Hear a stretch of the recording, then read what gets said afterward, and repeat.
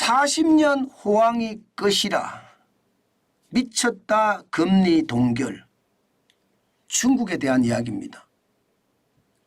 중국이 40년의 경기 호황이 이제 저성장의 늪으로 빠질 가능성 굉장히 높아진다고 읽혀지고 있습니다. 네, 그 와중에 말입니다. 중국의 중앙은행은요, 제가 봐서는 굉장히 특이한 선택을 했습니다. 그 특이한 선택이 사실상 기준금리라고 하는 LPR 대출 우대금리 말입니다. 동결시켰습니다. 0.0%, 00% 11월에 동결시켰어요. 지금 이렇게 되면 여러분 2023년 7월에 3.55%였던 것을 8월에 3.45%로 0.1%포인트를 내렸거든요. 그리고 나서 9월, 10월, 11월 실질적으로 3개월 동안 동결시켰습니다. 일반적으로 1년 만기 신규 대출 기준인데요.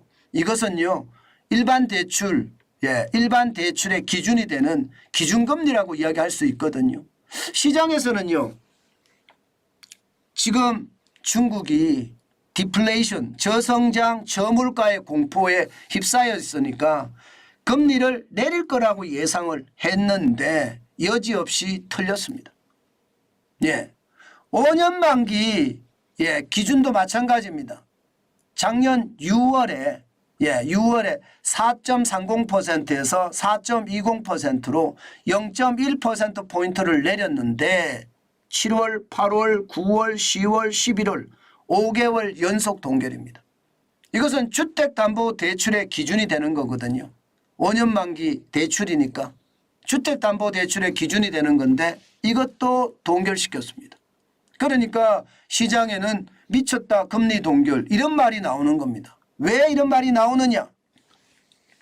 소비자 물가지수가 10월에 마이너스 0.2%까지 다시 말해서 저물가 형태로 모양이 바뀌고 있어요. 저물가 형태로 바뀐다는 것은 여러분 중국 소비자들이 소비를 안 한다는 뜻입니다. 그만큼 돈을 가지고 있는 것을 더 원한다. 이게 말입니다. 2023년 들어서서 계속 이러고 있습니다. 지난 4월에 0.1%까지 떨어지더니요. 7월에는 마이너스 0.3% 그리고 9월에는요 0%, 10월에는 다시 마이너스 0.2%까지 떨어졌거든요. 어디 그뿐입니까? 생산자 물가는 10월에 마이너스 2.6%로 더 떨어졌어요.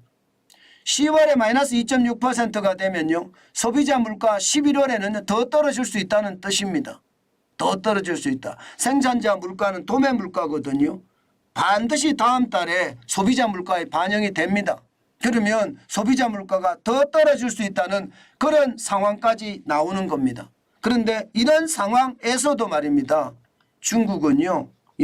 지금 금리를 동결시켰다는 것 이것은 어떻게 보면 말입니다.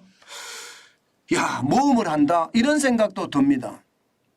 아니면 돈 너무 많이 풀었어. 지금 더 풀면 안 돼. 이렇게 돈 푸는 거에 대한 두려움이 아마 깔려있다 이렇게도 해석합니다. 깔려있다. 지금 말입니다. 수백조를 뿌렸잖아요. 수백조를. 기본적으로 MLF라고 이야기하는 중기 유동성 지원 창구를 통해서 말입니다. 매월 조 단위 그것도 몇백조 단위의 돈을 뿌렸잖아요. 게다가 은행의 지급 준비율도 낮췄습니다. 지급 준비율도. 지급 준비율을 낮췄다는 것은 그만큼 대출을 많이 해주라는 뜻이거든요. 그런데 이것이 말입니다. 자칫 시장에 악영향을 미칠까 봐 지금 중국인민은행은 걱정하는 것은 아닌가. 시장은 그렇게 읽고 있습니다. 또 하나의 시장의 어떤 분위기는요. 아니 소매가 좀 살아나잖아. 10월에 7.6%까지 올라간 거 아니야. 시장의 예측치 7.5%보다는 훨씬 많이 올라갔잖아. 그렇기 때문에 좀 더 기다려보자. 이제 금리 인하의 효과가 나타날 거야. 이렇게 기다리라는 그런 신호이기도 하다. 이렇게도 해석은 합니다. 그런데 진짜 중요한 것은요. 위안 달러 환율이거든요.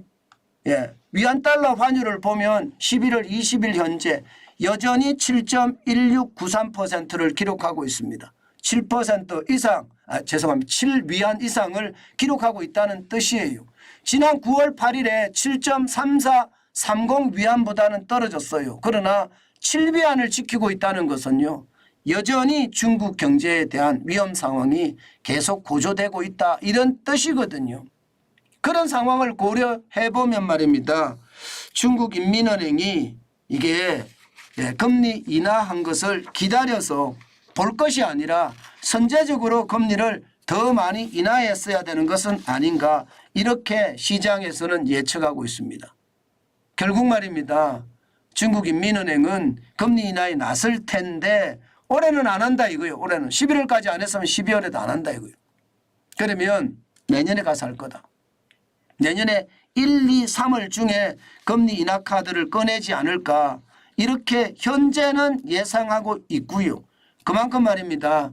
그만큼 금리 인하는 그 정도로 충격적이라는 이야기가 됩니다. 이게 미국과의 어떤 금리 차도 생각을 해야 되거든요. 안 할 수가 없거든요. 중국에 투자를 하는 투자자들 입장에서는 미국의 금리가 굉장히 중요하니까 그 금리에 따라 움직이는 것도 있다. 이것도 한 번쯤은 생각해 봐야 된다. 지금 중국은 굉장히 많이 고민을 했다. 이렇게 읽힙니다. 결국은 말입니다. 결국은 디플레이 공포를 벗어나기 위해서 금리를 올렸어야 정상인데 중국인민은행은 고심 끝에 미국과 중국의 금리차 때문에 외국인 투자자들이 빠져나갈까 봐 걱정, 여기에다가 소매 판매가 좀 올랐으니까 금리 인하 효과가 나타나니까 기다려보자는 생각, 여기에 마지막으로 디플레이션 공포가 있지만 시장은 더 활성화될 수 있다는 긍정적인 시각까지 맞물려서 금리 동결을 한 것은 아닐까 지금 그렇게는 보고 있습니다. 이렇게 되면 말입니다.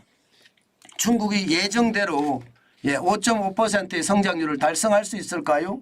아마 쉽지 않을 겁니다. 5.5% 달성은 어렵고요. 이제 5%대로 내려가지 않을까 이렇게 생각합니다. 지금 아시아개발은행이나 세계은행이나 OECD나 IMF도요. 전부 다 5%대거든요. 5% 밑으로 내려가서 4%대의 어떤 상황도 올 수 있다는 것이 지금 현재 예상입니다. 아마 시장은요. 그렇게 읽힐 거예요. 그렇게 읽힐 겁니다. 중국이 5%, 5.5%까지 성장은 하지 못할 거고 5% 내지 5% 약간 아래 뭐 이렇게 성장하지 않을까 싶습니다.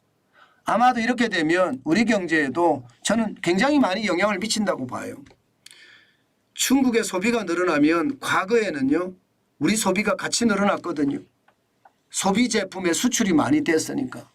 요즘은 그렇지도 않는다는 겁니다. 요즘은 중국의 경제가 어려우니까 소비도 아주 절약하는 착한 소비를 한다는 거예요. 그렇기 때문에 국산품 애용 중심으로 돌아가서 외국산에 대한 것은 배격하는 그런 문화가 쉽게 포착이 된다. 그것이 말입니다. 우리 소비 제품에 대한 어떤 효과가 크게 증대되는 상황은 아니다. 그렇기 때문에 중국의 어떤 저성장이 우리에게 타격을 주는 것도 있지만 중국 소비자들의 기호가 변한 것도 우리 소비 제품에 대한 수출 약화가 이어지는 것도 같이 해석할 수 있는 부분이다. 이렇게 보는 것이 좋다. 저는 그렇게 생각합니다.